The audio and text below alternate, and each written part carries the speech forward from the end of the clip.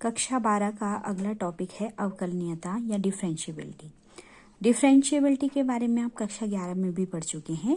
थोड़ा सा इसे देख लेते हैं और स्पष्ट हो जाएगा कि यदि f एक वास्तविक फलन है जिसे कि y equal to f x से डिफाइन किया गया है, तो किसी बिंदु C पर f का जो अवकलज होगा उसे हम dy बाई डी एक्स भी लिख सकते हैं, उसे हम d by d x of f x भी लिख सकते हैं, या हम उसे limit h tends to 0 f c plus h minus f c upon h से डिफाइन करते हैं। फिर से आप इसे सुन लीजिए कि यदि बिंदु C पर सीमा का अस्तित्व हो तब जो f का अवकलज होता है, किसी फलन f का जो अवकलज होता है d by d x of f x equal to होता है एफ डैश एक्स, या उसे लिखा जाता है limit h tends to 0 f x plus h minus f x upon H.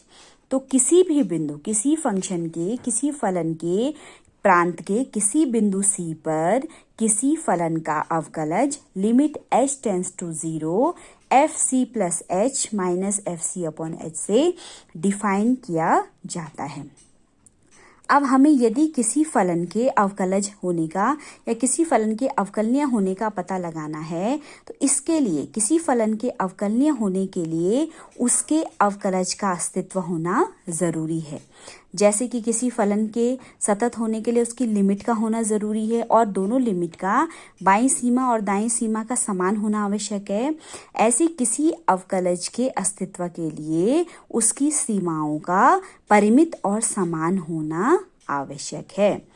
कि अवकलज का अस्तित्व तब होगा, किसी फलन के अवकलज का अस्तित्व तब होगा या फलन किसी बिंदु C पर अवकलनीय तब होगा यदि दोनों सीमाएं परिमित और समान हों।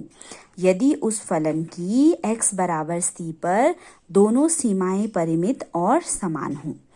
देखिए, बाईं सीमा है आपकी, इसे बाईं सीमा या बाईं पक्ष का अवकलज भी कहा जाता है। बाईं पक्ष का जो अवकलज होता है आपका वो होता है limit h tends to 0 minus f c minus h minus f c upon h. ये आपकी बाईं सीमा या बाईं पक्ष का अवकलज कहलाता है। दूसरा है आपके पास दाईं सीमा या दाईं पक्ष का अवकलज। दाईं सीमा या दाईं पक्ष का अवकलज जिसे हम किस तरह से डिफाइन करते हैं, limit h tends to 0 plus f c plus h minus f c upon h. तो आपका जब बाएं पक्ष का अवकलज तथा दाएं पक्ष का अवकलज यानी कि दाएं सीमा और बाईं सीमा दोनों समान होती हैं, तब हम कहेंगे कि फलन एफ एक्स बिंदु x बराबर C पर अवकलनीय है। यदि आपकी किसी फलन की किसी बिंदु उसके प्रांत के किसी बिंदु, हमने यहाँ पर बिंदु x बराबर C लिया है, इस बिंदु पर दाईं सीमा और बाईं सीमाएं बराबर हो, दाएं पक्ष का अवकलज तथा बाएं पक्ष का अवकलज समान हो, तो हम कहेंगे कि यह फलन इस बिंदु x बराबर C पर अवकलनीय फलन है।